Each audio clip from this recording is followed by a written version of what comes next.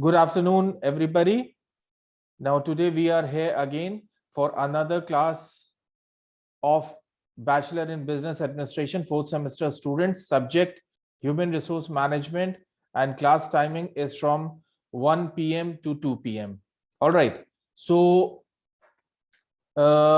in this lecture, we will be discussing about the functions of human resource management. In the last lecture, we are done with the objectives and characteristics of human resource management. In this lecture, we will be doing the functions of human resource management, right?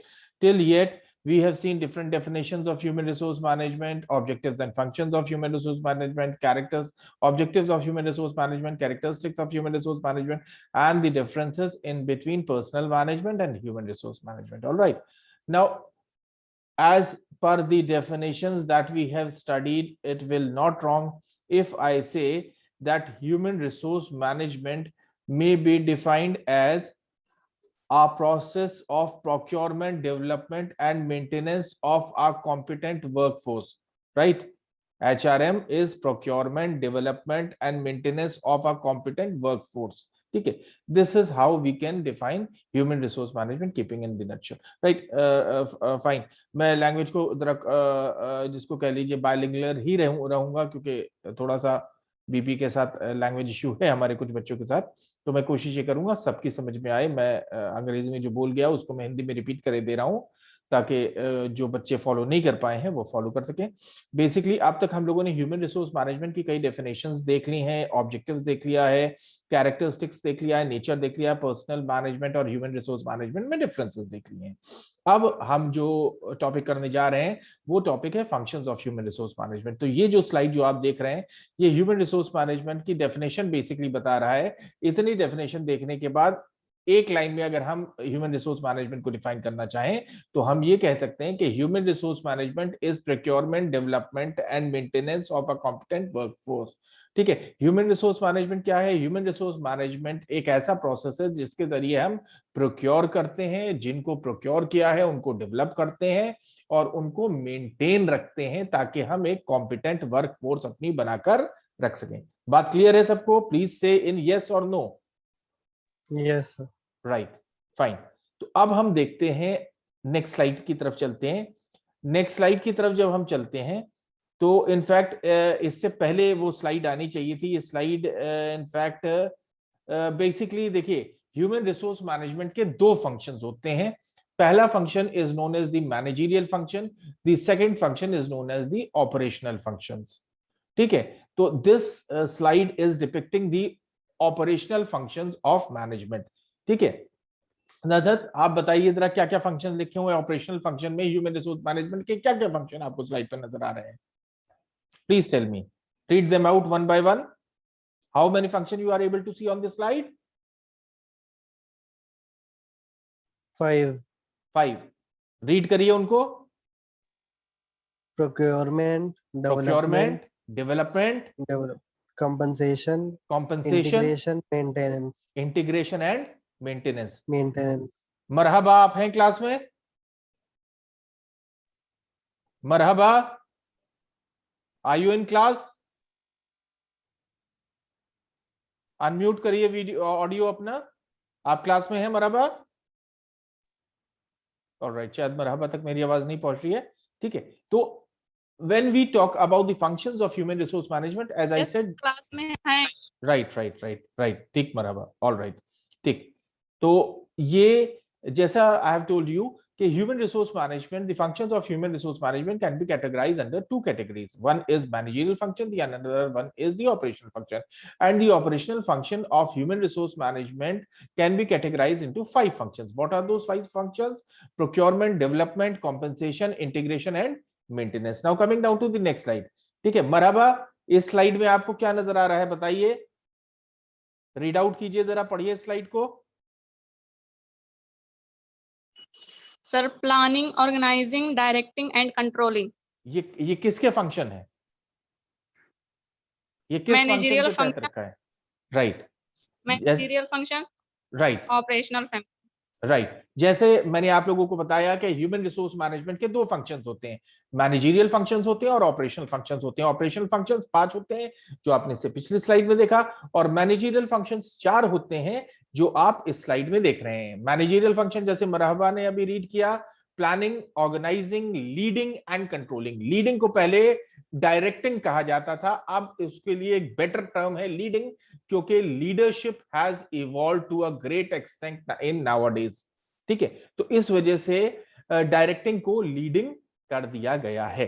Alright, तो अब हम इन चीजों को one by one detail में study करेंगे। तो सबसे पहले देखिए जो मैनेजरियल फंक्शंस हैं वो आप लोग ऑलरेडी अपने फर्स्ट सेमेस्टर में principles and practices of management में पढ़ चुके हैं, तो उनको मैं रिपीट नहीं करूंगा। We will be starting directly with the operational functions. आप में से जिसको किसी मैनेजरियल फंक्शन में डाउट हो आप हैंड रेज करके पूछ सकते हैं मुझसे, ठीक है। तो जो पहला ऑपरेशनल फंक्शन है वो है प्रोक्योरमेंट। प्रोक्योरमेंट का क्या मतलब होता है? आप में से कोई बताएगा प्रोक्योरमेंट का मतलब क्या होता है? एनीबडी? प्रोक्योरमेंट का क्या मतलब होता है? कोई भी बताए, जो आपके समझ में आ रहा है वो बताइए, सही गलत उसकी परवाह ना कीजिए, जो समझ में आ रहा है बताइए। प्रोक्योरमेंट का क्या मतलब होता है? फंड्स को कलेक्ट करना सर। फंड्स को कलेक्ट करना, ठीक है, फंड्स के केस में है, ठीक है।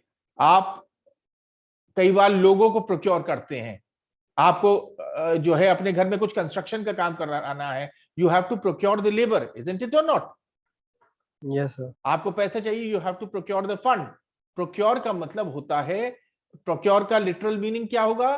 प्रोक्योर का मतलब होता है अरेंज करना, हासिल करना, या अलग अलग चीजों को एक जगह साथ में लाना, ताकि जो काम हम करना चाहते हैं वो काम हम कर सकें, ठीक है। यही फंक्शन है प्रोक्योरमेंट का यहाँ, कि अलग अलग रिसोर्सेस को लेके आना, ताकि या उन रिसोर्सेस को लेके आना with the help of which we are required to do our work। तो प्रोक्योरमेंट के तहत सबसे पहला चीज क्या आती है? प्रोक्योरमेंट के तहत सबसे पहली चीज आती है human resource planning. Human resource planning, जिसको हम शॉर्ट में एचआरपी भी कहते हैं, या कई जगह इसको एमपीपी भी कहते हैं। M for Mumbai, P for Punjab and P for Patna. MPP, man power planning, दोनों सेम चीजें हैं, लेकिन एचआरपी या ह्यूमन रिसोर्स प्लानिंग टर्मिनोलॉजी जो है, this is the most popular terminology as compared with the MPP, that is man power planning, ठीक है। तो ह्यूमन रिसोर्स प्लानिंग में हम क्या करते हैं? प्लानिंग में जो हम करते हैं वही हम ह्यूमन रिसोर्स प्लानिंग में करते हैं, ठीक है। यहां हम ह्यूमन रिसोर्स के लिए प्लानिंग करके रखते हैं कि आने वाले वक्त में हमें कितने लोगों की जरूरत पड़ने वाली है और उस तरह के लोग हमें कहां से मिलेंगे, ठीक है। जब हमें यह पता होता है कि आने वाले वक्त में हमें कितने लोगों की जरूरत पड़ने वाली है और वो लोग हमें कहां से मिलेंगे, तो हम बड़े अच्छी तरह से अपनी प्लानिंग, अपनी ऑर्गेनाइजेशन के फंक्शंस को बड़े अच्छे से कैरी आउट करके रख सकते हैं। तो ह्यूमन रिसोर्स प्लानिंग का यही काम होता है। दूसरी चीज है रिक्रूटमेंट। मान लीजिए हमें लोगों की जरूरत है, in that case what we are required to do, we need to recruit the people, we need to hire the people to do the job in the organization, ताकि काम हम पर ना हो। उसके लिए दूसरा फंक्शन प्रोक्योरमेंट के तहत जो होता है वो होता है रिक्रूटमेंट, लोगों को नौकरी पे रखना और जो काम है उस काम को करवाना, और काम के एवज में लोगों को तनख्वाह देना। जो अच्छा काम करे उनको रिवार्ड भी करना, जो अच्छा काम ना करे उनको वार्निंग देना, ना माने तो नौकरी से हटा के दूसरे काबिल आदमी को नौकरी पे लाना। तीसरी चीज सिलेक्शन, ठीक है। रिक्रूट, यहां सिलेक्शन लिखा हुआ है, मैंने सिलेक्शन को भी रिक्रूटमेंट में बता दिया। देखिए दोनों अलग अलग चीजें हैं, क्या है दोनों में फर्क यहां मैं समझा दे रहा हूं। अगली यूनिट में वैसे रिक्रूटमेंट और सिलेक्शन की थोड़ी सी डिटेल हम पढ़ेंगे डिटेल में, ठीक है। रिक्रूटमेंट का प्रोसेस क्या होता है? रिक्रूटमेंट का प्रोसेस ये होता है, रिक्रूटमेंट को अगर अंग्रेजी में डिफाइन किया जाए तो recruitment is the process of attracting competent people to apply for the jobs for different jobs in your organization. Recruitment एक ऐसा प्रोसेस होती है, एक ऐसा प्रक्रिया होती है जिसके माध्यम से हम लोग काबिल कैंडिडेट्स को, कॉम्पिटेंट लोगों को अपनी ऑर्गेनाइजेशन में अप्लाई करने के लिए आकर्षित करते हैं। रिक्रूटमेंट का ये मतलब होता है। सिलेक्शन का मतलब क्या होता है? Selection meaning here bye selecting the most appropriate people from those who have applied for job in your organization. कहने का मतलब ये है कि जिन जिन लोगों ने आपकी ऑर्गेनाइजेशन में उस पर्टिकुलर पोजीशन के लिए अप्लाई किया है, अलग अलग सिलेक्शन प्रोसेस के जरिए उनको फिल्टर करते हैं। आप रिटन टेस्ट लेते हैं, इंटरव्यू लेते हैं, ग्रुप डिस्कशन कराते हैं, जैसा प्रोसेस या जैसी रिक्वायरमेंट का जहां हो। कई जगहों पे तीनों चीजें करते हैं, कई जगहों पे रिटन टेस्ट और इंटरव्यू करते हैं, कई जगहों पे सिर्फ इंटरव्यू करते हैं। ठीक है, डिपेंडिंग अपॉन दी रिक्वायरमेंट। और उनमें जो बेस्ट सुटेबल कैंडिडेट आपको लगता है उनको आप हायर करते हैं। बाकी कैंडिडेट्स जो है वो रिजेक्टेड फाइल में चले जाते हैं। ठीक है, so this is the process of selection, selecting the person for the employ. Next is placement. Placement जब हमने रिक्रूट कर लिया, लोगों रिक्रूटमेंट शुरू कर दिया, लोगों को सिलेक्ट कर लिया। अब जब सिलेक्ट होके लोग आ गए तो हम क्या करेंगे, तो हम उन लोगों को उन जॉब्स पे भेजेंगे जिन जॉब्स के लिए उनका सिलेक्शन हुआ है। उसके बाद अगली चीज है इंडक्शन। भाई देखिए, इंडक्शन का क्या मतलब होता है, let us understand. If you have some new member in your family, ठीक है, if you have a new family member, ठीक है, आपका कोई कजिन रहने आ गया आपके घर में, ठीक है, या आपकी मैरिज हो गई, आपकी वाइफ आई है आपके घर में आपके पेरेंट्स के साथ रहने, या आप कहीं गए, आप कहीं नई जगह जाके रह रहे हैं कुछ दूसरे लोगों के साथ, तो वहां का सिस्टम, वहां के कायदे कानून, वहां की नियमावली, वो पता होना बहुत ज्यादा जरूरी है, ताकि आप उन नियमों को फॉलो करके नियमानुसार रहें, ताकि ना आपको परेशानी हो ना दूसरों को परेशानी हो। सेम इज द केस और same is the process which is going on in this induction program. A newcomer who have been selected for a certain position in the organization is subjected to the induction program.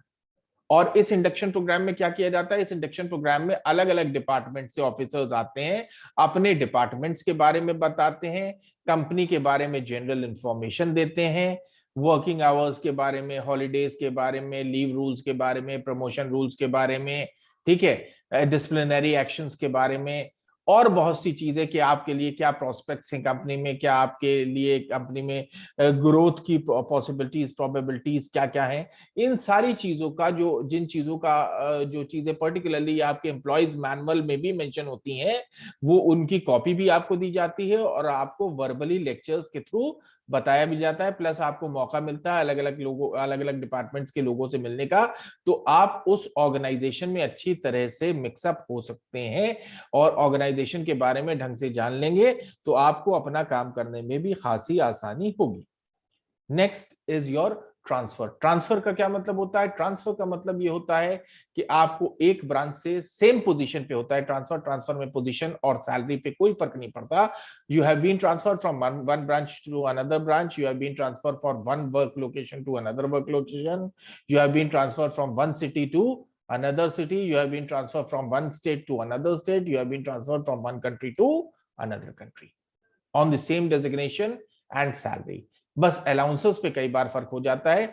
जैसे आप लखनऊ में काम कर रहे हैं, आपका house rent allowance, CCA या transport allowance कम होगा। वही अगर you got transferred at Mumbai, आपका सीसीए, आपका एचआरए, आपका ट्रांसपोर्ट अलाउंस ये बढ़ जाएगा, क्योंकि वहां डिस्टेंसेस ज्यादा है, वहां हाउस रेंट महंगा है लखनऊ के कंपैरिजन में। Next is your promotion. Promotion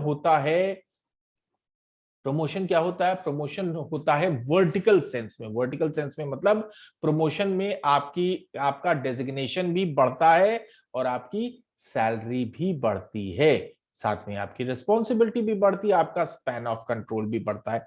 what is the span of control? Span of control is the number of subordinates you are having under your command. Span of control का मतलब ये होता है कि कितने लोग आपके अंडर में काम कर रहे हैं। तो प्रमोशन जब आपका हो जाएगा, आप असिस्टेंट मैनेजर थे, आप डिप्टी मैनेजर हो गए, आपकी तनख्वाह 50,000 थी, डिप्टी मैनेजर होकर आपकी तनख्वाह 20,000 बढ़ के 70,000 हो गई। आप पहले 25 लोगों की टीम मैनेज कर रहे थे, अब डिप्टी मैनेजर आप हो गए, तो आपके अंडर में जो है मान लीजिए 45 लोग आ गए। ठीक है, इस तरह से आपका स्पैन ऑफ कंट्रोल, आपकी वर्क रिस्पॉन्सिबिलिटीज भी बढ़ती हैं। ये हो गया प्रमोशन। नेक्स्ट हो गया आपका सेपरेशन। देखिए, सेपरेशन एक तरीके की कई बार सजा भी होती है और कई बार ऐसी सिचुएशन भी आ जाती है कि आपको सेपरेट किया जाता है। सेपरेशन का लिटरल मीनिंग है, ठीक है, जो आप समझ सकते हैं, सेपरेशन का मतलब होता है अलग करना। ठीक है, मान लीजिए आप पे कोई डिसिप्लिनरी एक्शन हुआ, आपको सस्पेंड नहीं किया गया, लेकिन ये कहा गया कि 10 दिन के लिए आप सेपरेटेड हैं, आपको ऑफिस आने की जरूरत नहीं है, या आप ऑफिस आए तो आप कोई काम ना करें। एज अ डिसिप्लिनरी एक्शन आपको सेपरेशन आपका कर दिया गया। जब मैटर डिसाइड हो जाएगा, जब जो है इन्वेस्टिगेशन हो जाएगा और जब आपका मैटर डिसाइड हो जाएगा, तब आपको काम दिया जाएगा या इस बारे में फैसला होगा। एक तो सिचुएशन ये हो गई डिसिप्लिनरी एक्शन के तहत।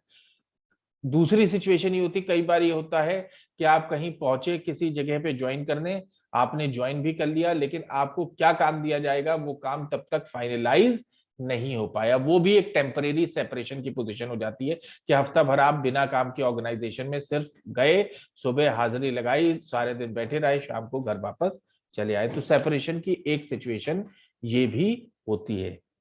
ठीक है, नेक्स्ट आपकी जो चीज है वो है जॉब एनालिसिस। ठीक है, जॉब एनालिसिस क्या होता है? जॉब एनालिसिस एक ऐसा प्रोसेस होता है जिसके जरिए हम जॉब को एनालाइज करते हैं। जॉब एनालिसिस को अगर डिफाइन किया जाए तो जॉब एनालिसिस को ऐसे डिफाइन किया जा सकता है कि job analysis is the process of obtaining all the pertinent information about the job. ठीक है, जॉब एनालिसिस एक ऐसा प्रोसेस है जिसके जरिए हम जॉब के बारे में सारी इंफॉर्मेशन कलेक्ट या अटेन करते हैं। जॉब एनालिसिस के बेसिस पे ही हम ये डिटरमाइन कर सकते हैं कि is there any vacancy in the organization और नॉट। ठीक है, तो जॉब एनालिसिस को आगे हम लोग वैसे डिटेल में करेंगे। राइट, तो this was about procurement function of human resource management. Now coming down to the next function of human resource management, right? So let's come down to the next function. ठीक है,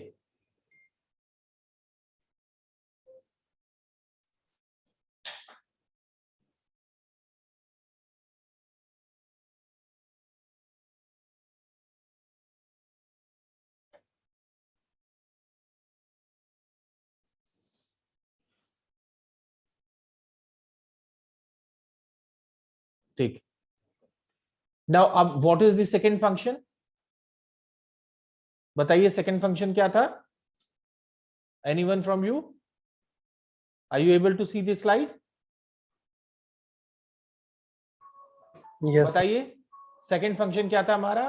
procurement के बाद था development. ठीक है, are you able to see development on slide?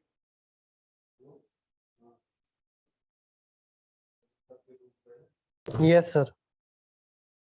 ठीक, development में क्या क्या है बताइए जरा मुझे। पहला पहला फंक्शन क्या है डेवलपमेंट में? Performance of appraisal, training, executive development में development, पहला है परफॉर्मेंस अप्रेजल। ठीक appraisal. है, डेवलपमेंट में पहला फंक्शन क्या है? डेवलपमेंट में पहला फंक्शन है परफॉर्मेंस अप्रेजल। परफॉर्मेंस अप्रेजल का क्या मतलब होता है, अब इसको समझते हैं। देखिए, परफॉर्मेंस अप्रेजल का मतलब ये होता है कि आपकी परफॉर्मेंस को अप्रेज करना और ये देखना कि आपकी परफॉर्मेंस कैसी है। ये कैसे किया जा सकता है परफॉर्मेंस अप्रेजल का? देखिए क्या प्रोसेस होता है, उसको एक छोटा सा प्रोसेस है, उसको समझ लेते हैं। ठीक है, परफॉर्मेंस अप्रेजल का प्रोसेस क्या होता है? ये 3 स्टेप का प्रोसेस होता है एक तरीके से। देखिए, सेटिंग स्टैंडर्ड परफॉर्मेंस, एग्जाम्पल से समझते हैं। दूसरा, comparing actual performance with the standard performance. तीसरा, डिटेक्टिंग डेविएशंस। चौथा, टेकिंग करेक्टिव एक्शंस। इसको एक एग्जांपल से समझते हैं। जैसे हमारी एक फैक्ट्री है जिसमें वर्कर्स काम कर रहे हैं और वो प्रोडक्शन करते हैं किसी पर्टिकुलर कमोडिटी का। ठीक है, अब मैंने सबसे पहले चीज कही सेटिंग स्टैंडर्ड परफॉर्मेंस। हमने ये देखा कि एक एवरेज आदमी, average worker in a days time, एक दिन के वक्त में, the shift is for 8 hours, 8 घंटे की शिफ्ट में, can easily produce 10 units of a product on a daily basis. एक औसत आदमी एक दिन में 8 घंटे की जो शिफ्ट होती है उसमें वो क्या कर सकता है, वो एक प्रोडक्ट की 10 यूनिट आराम से बना सकता है बिना अपने आप को स्ट्रेस आउट किए। ठीक है, ये हो गई स्टैंडर्ड परफॉर्मेंस कि हर वर्कर कम से कम एक दिन में उस प्रोडक्ट की 10 यूनिट प्रोड्यूस करेगा। ये हो गई स्टैंडर्ड परफॉर्मेंस। अब एक्चुअल परफॉर्मेंस पे आ जाइए। हम ये देखेंगे स्टैंडर्ड परफॉर्मेंस तो हमने ये फिक्स कर दी कि एक वर्कर एक दिन में एक प्रोडक्ट की 10 यूनिट बनाएगा। अब एक्चुअल परफॉर्मेंस, वर्कर एक्चुअली कितना बना रहे हैं, कोई 11 बना रहा है, कोई 12 बना रहा है, कोई 13 बना रहा है, कोई प्रॉब्लम नहीं। डेविएशन यहां डिटेक्ट करेंगे तो एक्चुअल परफॉर्मेंस स्टैंडर्ड परफॉर्मेंस से बेहतर आएगी, मतलब वर्कर की परफॉर्मेंस अच्छी है। 10 एक्चुअल परफॉर्मेंस है, अगर वो 11 बना रहा है वर्कर इज परफॉर्मिंग गुड, 12 बना रहा है वो इज परफॉर्मिंग गुड, 13 बना रहा है he is performing very good, 15 बना रहा है ही इज परफॉर्मिंग एक्सीलेंट। ठीक है, the worker is performing excellent. लेकिन प्रॉब्लम कहां आती है, प्रॉब्लम जब आती है जब वर्कर उस प्रोडक्ट की 8 यूनिट बना रहा है। 10 स्टैंडर्ड परफॉर्मेंस है और उसकी वो 8 यूनिट बना रहा है। ऐसे सिचुएशन में क्या है, ऐसे सिचुएशन में 2 यूनिट की डेविएशन है। ठीक है, अब यहां पे ये मतलब ये बेसिकली ये कंट्रोल टेक्निक में आपको बता रहा हूं, कंट्रोलिंग टेक्निक से ये सिर्फ समझाने के लिए मैं बता रहा हूं। परफॉर्मेंस अप्रेजल के अलग अलग मेथड्स हैं, ये कंट्रोलिंग टेक्निक बेसिकली मैं आपको समझा रहा हूं कि कंट्रोल क्या होता है। परफॉर्मेंस अप्रेजल के एग्जाम्पल के तौर से मैंने सिर्फ बताया है परफॉर्मेंस। ठीक, तो अब यहां 2 यूनिट का डेविएशन है, तो भाई क्या ऐसा रीजन है कि वर्कर 2 यूनिट कम बना रहा है, 8 यूनिट बना रहा है या 9 यूनिट बना रहा है, 10 यूनिट जब वो आराम से बना सकता है। हम उस चीज को फाइंड आउट करना हमारा काम है। अगर वर्कर की वाकई कोई जेन्युइन प्रॉब्लम है वर्किंग कंडीशन से रिलेटेड, मशीनरी से रिलेटेड, मटेरियल से रिलेटेड, सुपरविजन से रिलेटेड, तो वो प्रॉब्लम लुक आफ्टर की जानी चाहिए और वर्कर को उन प्रॉब्लम्स को सॉल्व करके देना चाहिए ताकि वर्कर अच्छी तरह से परफॉर्म कर सके। लेकिन अगर ये चीज नहीं है, ऐसी सिचुएशन में क्या होना चाहिए, ऐसी सिचुएशन में वर्कर को वार्निंग इशू होनी चाहिए कि आपकी performance up to the mark नहीं है, और अगर आपकी performance up to the mark नहीं रही तो आप पे डिसिप्लिनरी एक्शन हो सकता है। ठीक है, इस तरह से वर्कर्स को परफॉर्मेंस अप्रेजल के जरिए कंट्रोल किया जाता है। परफॉर्मेंस अप्रेजल के अलग अलग मेथड्स होते हैं, जिसमें कुछ मॉडर्न मेथड्स में 360 डिग्री मेथड, MBO यानी कि मैनेजमेंट बाय ऑब्जेक्टिव, और कई मेथड्स आते हैं जो हम परफॉर्मेंस अप्रेजल जब डिटेल में जब टॉपिक में मेथड्स में पढ़ेंगे तब उन पे हम आगे जाएंगे। परफॉर्मेंस अप्रेजल के बाद नेक्स्ट चीज क्या है बेटा, क्या आपको नजर आ रहा है नेक्स्ट चीज स्लाइड पे? कॉम्पेंसेशन नहीं, डेवलपमेंट में देखिए, परफॉर्मेंस डेवलपमेंट में गया, सर ट्रेनिंग है। ट्रेनिंग है। ट्रेनिंग है। ठीक है, ट्रेनिंग सबसे इंपॉर्टेंट है। ट्रेनिंग के बाद क्या है, डेवलपमेंट है। ट्रेनिंग के बाद क्या है, आई मीन डेवलपमेंट में एग्जीक्यूटिव डेवलपमेंट प्रोग्राम, उसके बाद सर कॉम्पेंसेशन आ जाता है। ठीक है, अब देखिए ट्रेनिंग को समझते हैं। बेसिकली ट्रेनिंग क्या है, ट्रेनिंग एक ऐसा प्रोसेस है जिसके जरिए we make the people to acquire new skills. ठीक है भाई, हमने कोई नया एम्प्लॉय रखा, ठीक है, उसको कंप्यूटर की बेसिक नॉलेज थी, मगर हमारे यहाँ काम एक्सेल पे होता है, माइक्रोसॉफ्ट एक्सेल पे। ठीक है, उस एम्प्लॉय को बेसिक नॉलेज तो थी एक्सेल की, मगर हमारे यहाँ काम जो होता है वो काफी ज्यादा काम होता है। तो उसमें क्या होगा, अगर हम उसको तुरंत कंप्यूटर पे बिठा देंगे और कहेंगे भाई काम करो, वो उतना अच्छा काम नहीं कर पाएगा। तो ऐसे सिचुएशन में क्या है, उसको हमने 3 दिन के लिए या 4 दिन के लिए या हफ्ते भर के लिए हमने उसको एक ट्रेनिंग प्रोग्राम करा दिया ऑन द जॉब, कि साहब आप काम भी करो और सीखो भी। एक लर्नेड सुपीरियर के अंडर में हमने उसको असाइन कर दिया। उस जो एक्सेल का माहिर था हमारे यहाँ, हमने उससे कहा कि आप इनके साथ काम करो हफ्ता भर और इनसे आप सीखो कि एक्सेल पे हमारे यहाँ काम कैसे होता है। ठीक है, हफ्ता भर उसने उसको असेस किया, उससे काम सीख लिया और अब वो बड़े आराम के साथ एक्सेल पे काम कर सकता है। ठीक है, तो ये हो गया आपका क्या, ये हो गई आपकी ट्रेनिंग। ये तो मैंने जस्ट एग्जांपल दिया। ठीक है, आप बच्चे थे, आपने पहली बार साइकिल उठाई, आप साइकिल चलाने की कोशिश की, आप साइकिल चलाने में गिरे भी, लेकिन फिर भी आपने साइकिल सीखी। क्यों? क्योंकि आपने प्रैक्टिस की। ठीक है, वही अगर आपने किसी के साथ चलानी सीखी होती तो शायद आप गिरते भी नहीं और आप साइकिल सीख भी जाते हैं। अगेन इट डिपेंड्स कि आप उसके दिए गए अपने इंस्ट्रक्टर के इंस्ट्रक्शंस को कितनी अच्छी तरीके से फॉलो अप कर रहे हैं। तो ट्रेनिंग एक ऐसा प्रोसेस है जो ऑनगोइंग है। ऑनगोइंग है मतलब ट्रेनिंग प्रोसेस जो है ये कभी खत्म नहीं हो सकता, ये हमेशा चलता रहा है और चलता रहेगा, क्योंकि life is a learning process. ठीक है, जैसे जैसे टेक्नोलॉजी में चेंजेस आते जा रहे हैं वैसे वैसे ऑर्गेनाइजेशंस नई नई चीजें लेके आती हैं और वैसे वैसे एम्प्लॉयज को ट्रेन करती हैं कि उन चीजों का इस्तेमाल किस तरह से हमको करना है।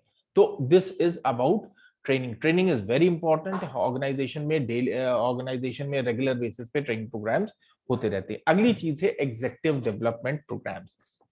ठीक है, देखिए ट्रेनिंग नॉर्मली ऐसे केसेस में होती है जिसमें आपको स्किल्स एक्वायर करने होते हैं। जैसे मिसाल के तौर से आपको मैंने अभी एक कंप्यूटर में एक्सेल की ट्रेनिंग का बताया, आपको और कोई मशीन हैंडल करना उसका ट्रेनिंग दे दिया, या आपको और कोई साइकोलॉजिकल एस्पेक्ट से रिलेटेड ट्रेनिंग हो गई। ठीक है, जैसे जैसे आप अपने फील्ड में एडवांस होते जाएंगे और सीनियर पोजीशंस पे होते जाएंगे तो ज्यादातर चीजों में आप ऑलरेडी या तो ट्रेन हो जाओगे या एक्सपीरियंस गेन करके उसके बारे में नॉलेज गेन कर लोगे।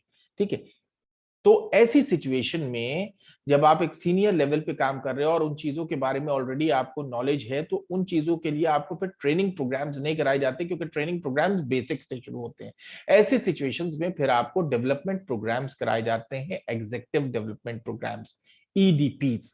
ठीक है, ईडीपीज में क्या होता है बेसिकली, अगर एक बहुत जनरल सेंस में if you try to understand what is an executive development program, so executive development programs is the development programs for the senior executives of the companies or the government organizations in which they are subjected to new dimensions and deeper insight into the concepts and into the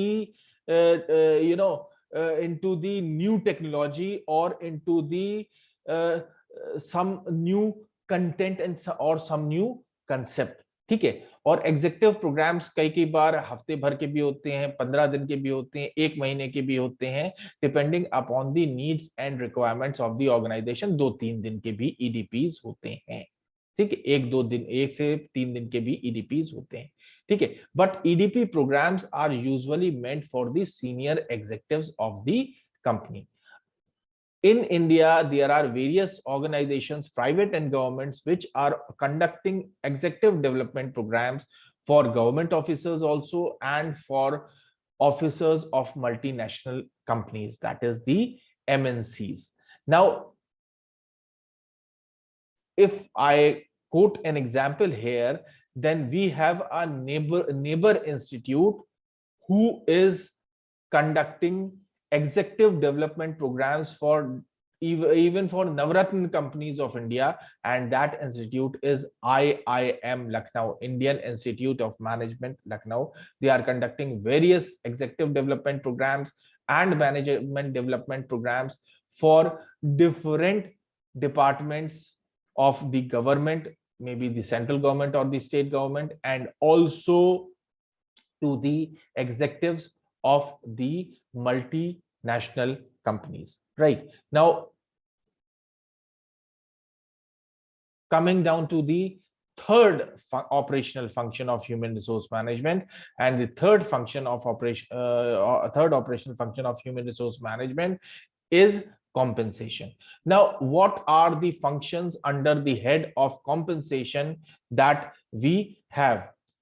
The first is wage and salary administration. The first is your wage and salary administration, right?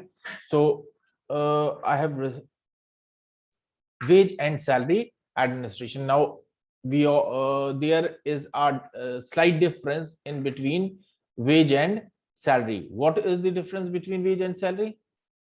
What is the difference in between wage and salary? So wage per day मिलता है और salary end of the month.